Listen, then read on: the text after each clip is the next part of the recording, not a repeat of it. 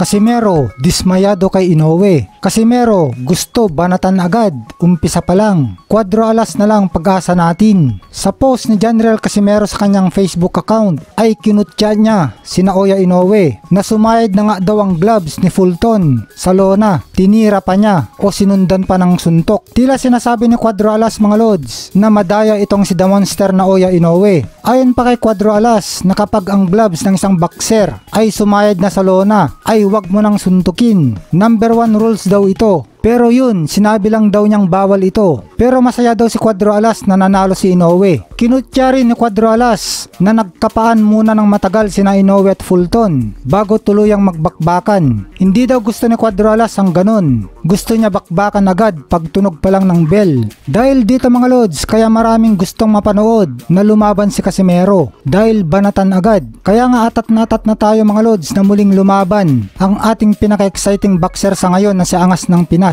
Inaabangan natin ang pag-anunsyo ng kanyang Japanese promoter mga lods sa kanyang sunod na laban. Sabi naman ng isang komentar sa post, Idol 4 alas, labanan mo na yang si Inoue. Ikaw na lang ang pag-asa namin. Na tila sinasabi niya na walang pag-asa ang isa pa nating kababayan na nakatakda ng makalaban si Naoya Inoue bago matapos ang taong kasalukuyan. Dahil panigurado masusunod ang kagustuhan ni Inoue mga lods na maging undisputed champion sa super bantamweight ngayong taon na ito.